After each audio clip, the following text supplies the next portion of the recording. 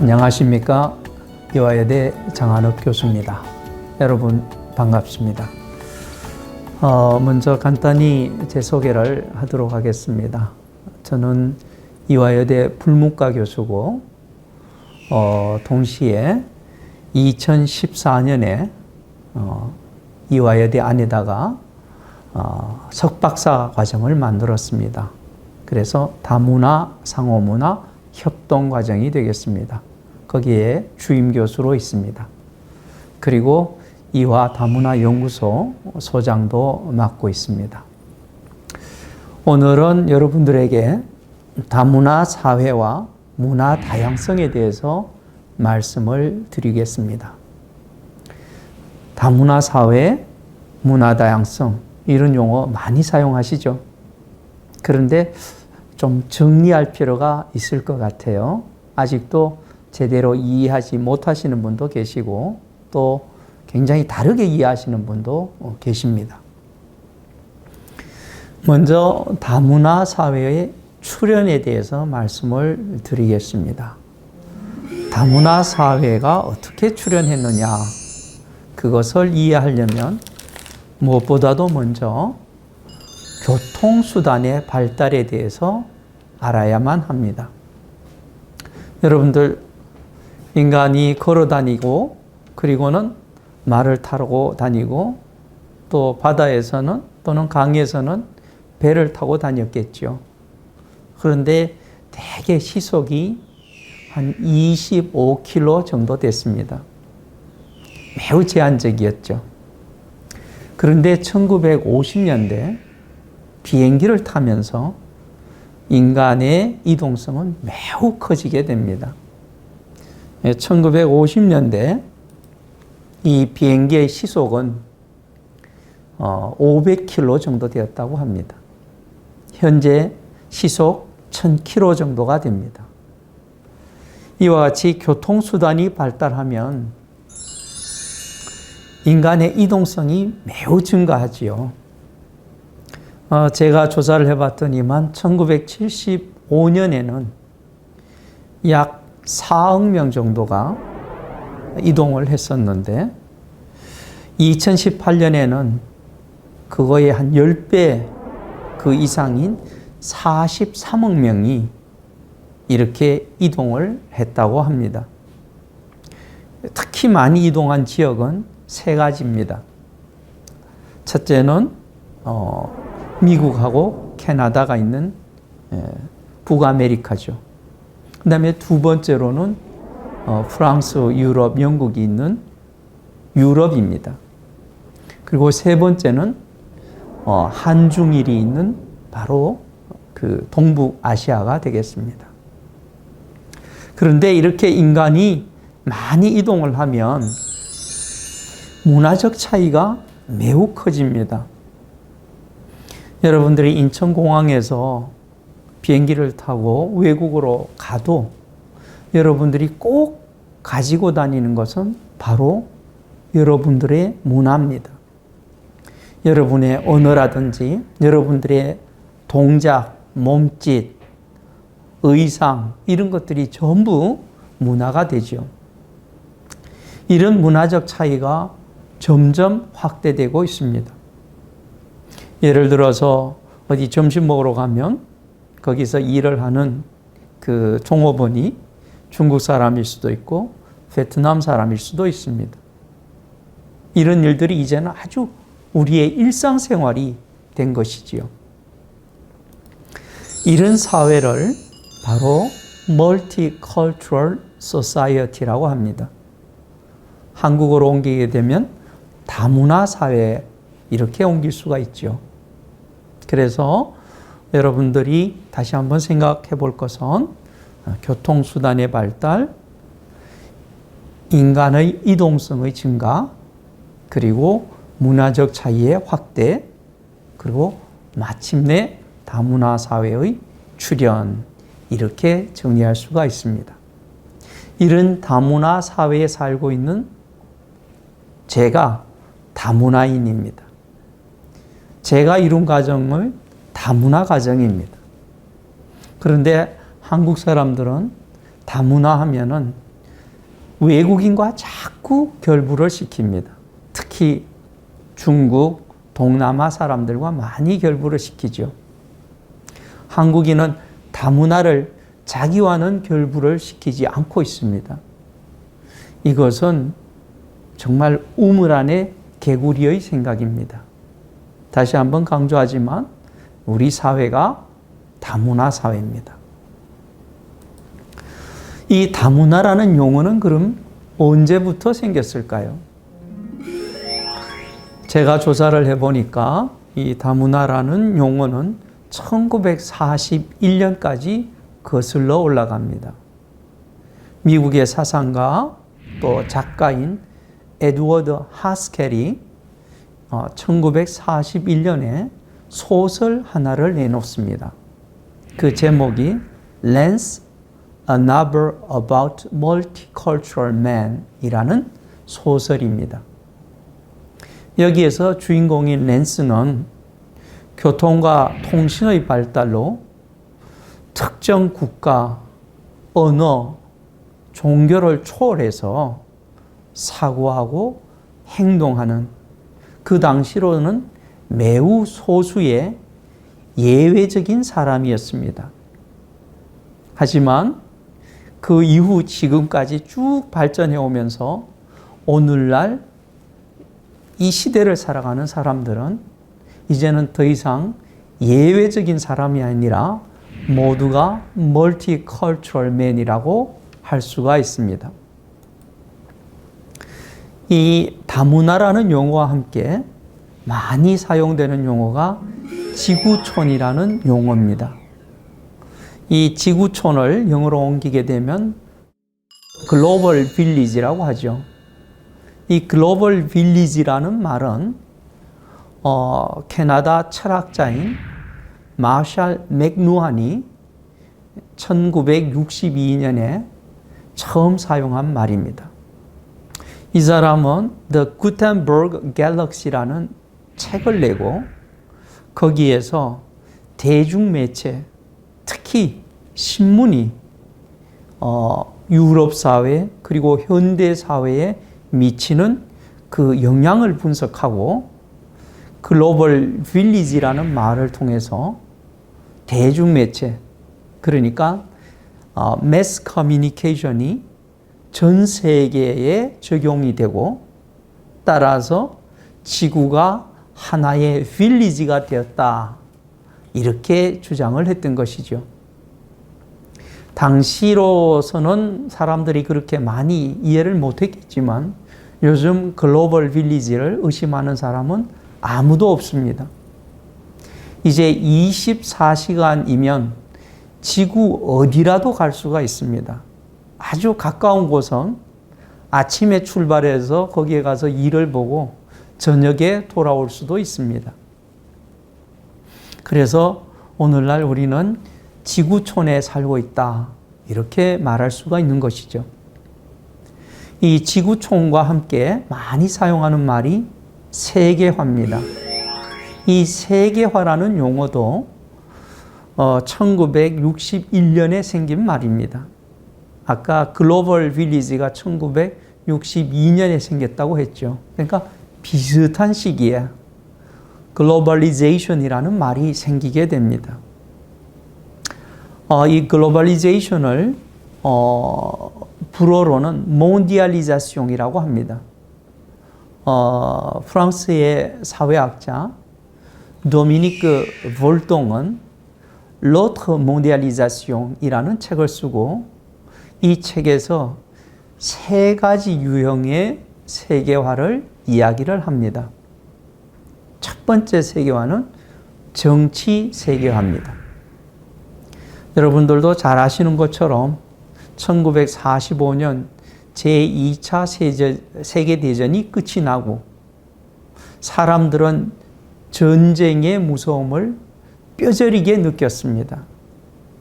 그래서 평화를 갈구했고 그 평화를 유지하려면 국가를 넘어서는 어떤 국제기구를 만들어야 된다.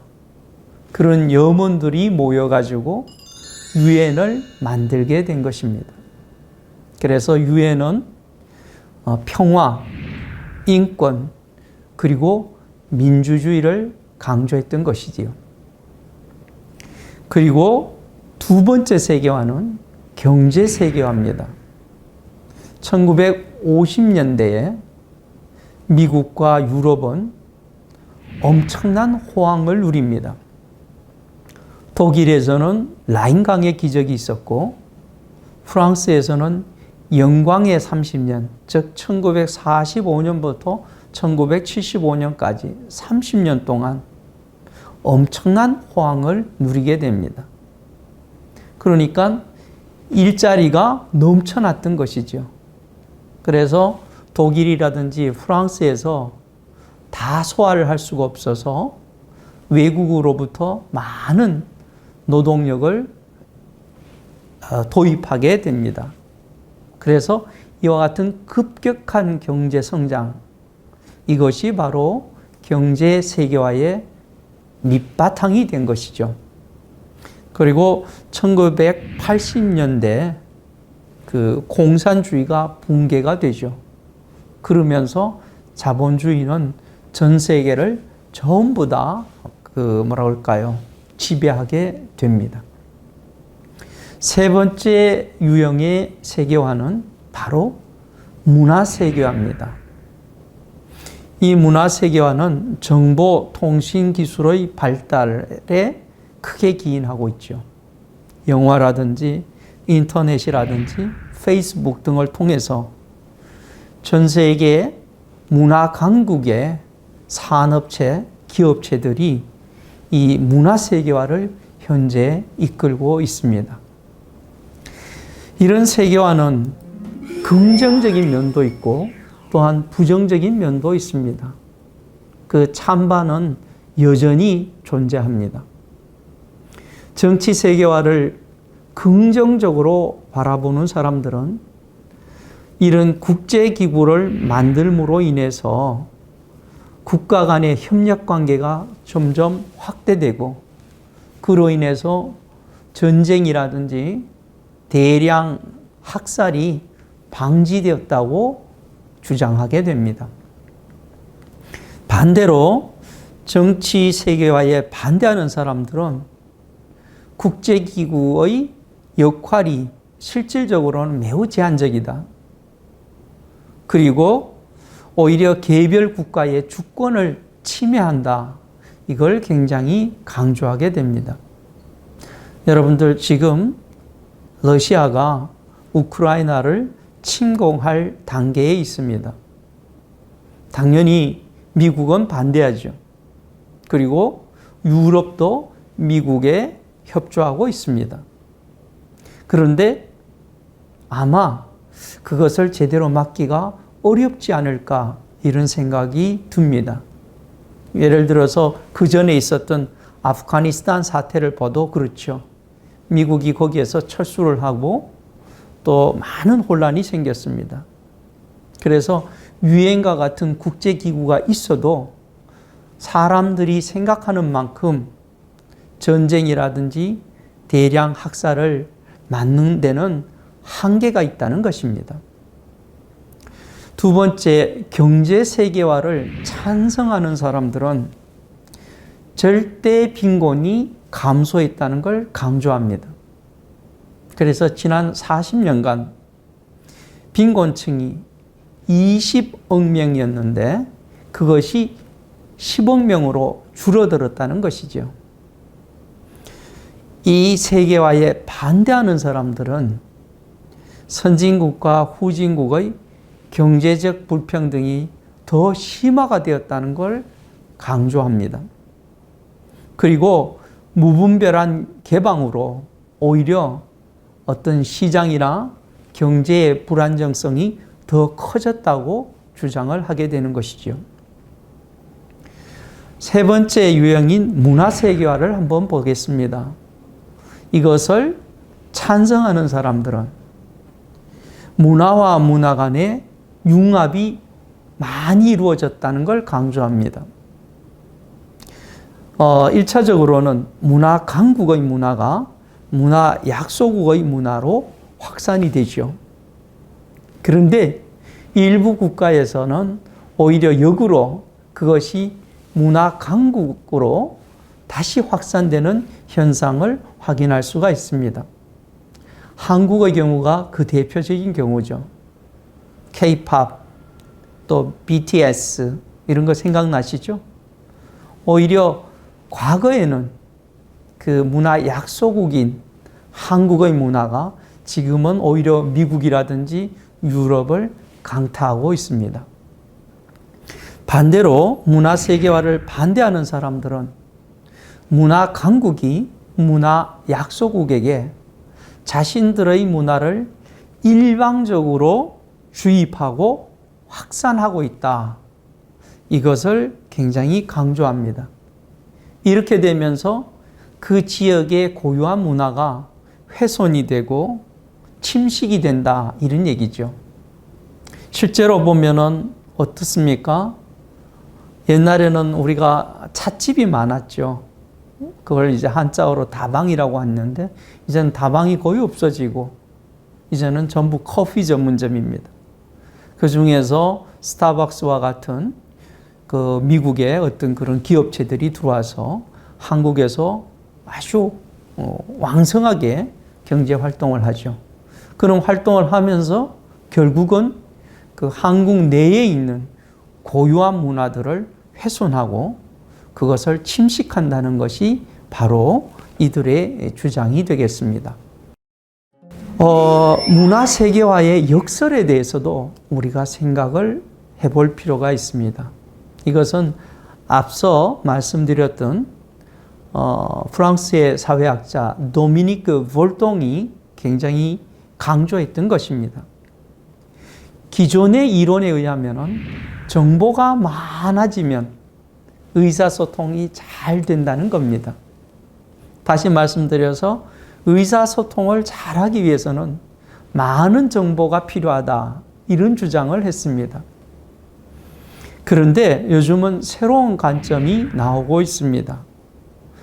정보와 소통은 서로 상호 보완적이지만은 상이하다는 것입니다. 정보, 영어로는 information이라고 하죠.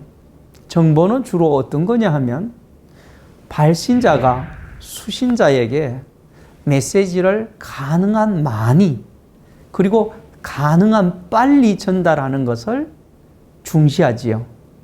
그래서 이런 경우에는 대개 그 발신자에서 수신자로의 일방적인 그런 어떤 움직임이 나타납니다. 반대로 소통의 경우에는 수신자가 자기가 받은 메시지를 얼마나 잘 이해하느냐 하는 것이 중요합니다. 그래서 이 소통의 경우에는 쌍방적이라는 겁니다. 그런데 문제는 이 두 개가 아까 말씀드린 것처럼 상호 보완적이지만 상이하다는 데 있습니다. 요즘은 어떤 사회냐? 정보는 정말 많은데 의사소통은 점점 어려워진다는 겁니다. 예를 들어 볼까요? 예를 들어서 4명의 친구가 모인다. 그러면은 카톡으로 언제 모이자. 이런 정보는 빨리 전달이 됩니다. 그래서 4명이 모였죠. 모여서 악수를 하고 인사를 합니다. 그리고는 각자 자리를 잡죠. 그리고는 자기 휴대전화를 올려놓고 각자가 자기 휴대전화를 검색하고 있습니다. 그러면 그 중에 어떤 사람이 이런 얘기하죠. 우리 왜 모인 거야? 이런 일들이 물론 조금 극화가 됐지만 실제로 우리의 일상이 되고 있다는 겁니다. 또 하나의 예는 지구 반대편에 있는 그리고 멀리 떨어져 있는 친구와는 카톡도 하고 보이스톡도 하고 대화도 하지만은 정작 자기가 살고 있는 집의 문을 열고 밖에 나가면은 바로 앞집에 누가 사는지 그 사람과의 소통은 없다는 겁니다. 그래서 이와 같이 정보와 소통이 같이 가지 않는 경우가 굉장히 많다는 겁니다. 만약에 소통이 이루어지지 않으면 결국은 갈등이 생기게 되고 그 갈등은 무력을 부르게 됩니다. 가장 대표적인 예가 2001년 9월 11일 있었던 바로 테러가 되겠죠. 이걸 이렇게 보면은 비행기가 세계무역센터 공격하는 그런 장면을 볼 수가 있습니다. 사람들은 대부분 그게 무슨 군사적 충돌로 생각을 합니다. 정치 문제로 생각을 합니다.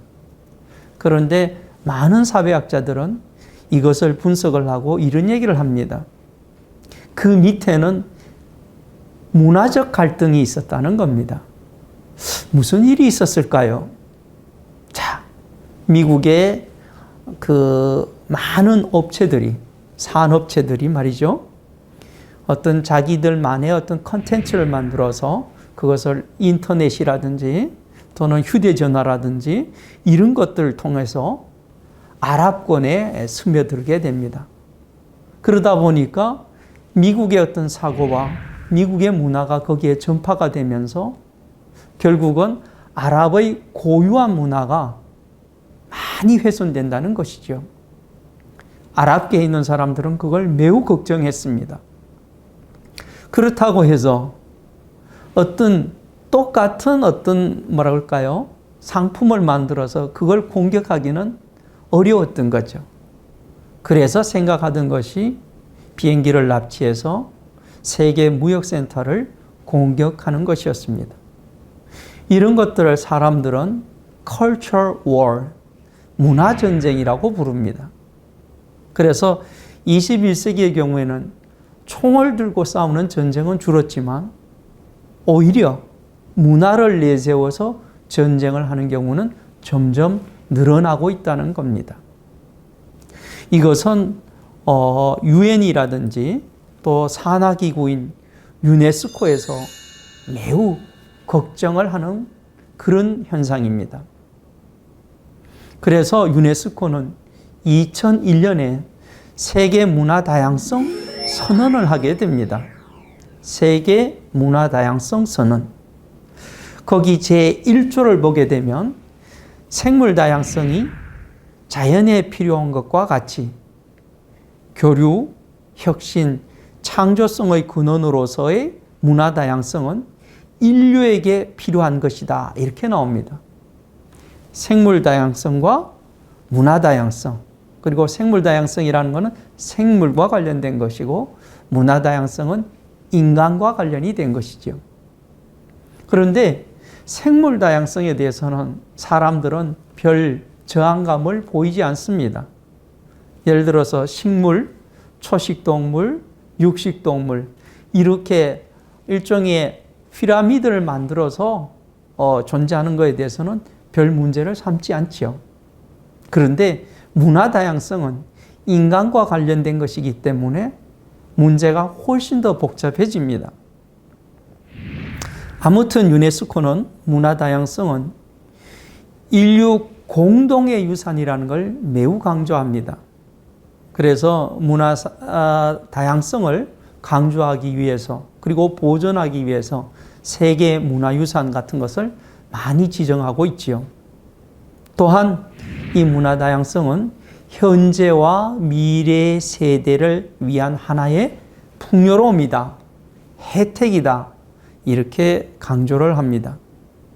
그래서 문화 다양성의 보호는 인간 존엄성의 존중으로부터 분리될 수 없는 하나의 윤리적인 책임이다 이렇게까지 강조하고 있습니다. 제5조를 보면 이렇게 나옵니다. 문화권은 보편적, 불가분적, 상호의존적 인권의 총체다 이렇게 나옵니다. 다시 말해서 문화권과 인권을 연결시키고 있다는 것이죠. 그리고는 모든 사람은 자신의 문화적 정체성을 온전히 존중하는 양질의 교육과 훈련을 받을 권리가 있다라고 주장을 합니다. 여기에서 잠시 우리 현실과 연결을 시켜보면 이주 배경 학생들이 굉장히 많죠. 외국인 어머니를 둔 애들이 많습니다. 근데 지금 현재는 주로 걔들이 한국인과 똑같이 되는 그런 교육을 받고 있습니다. 그런데 이 문화 다양성 선언과 연결을 지어보면 자기의 고유한 문화적 정체성을 온전히 존중받아야 한다는 겁니다. 그래서 일본인 엄마를 둔 애의 경우는 한국이면서 일본인이기도 하다. 그래서 두 개의 문화적 정체성을 갖는 것은 당연한 일이다. 이렇게 볼 수가 있다는 것입니다.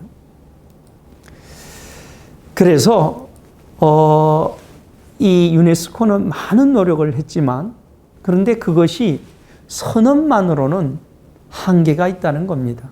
그래서 2005년에 문화적 표현의 다양성 보호와 증진 협약을 맺게 됩니다.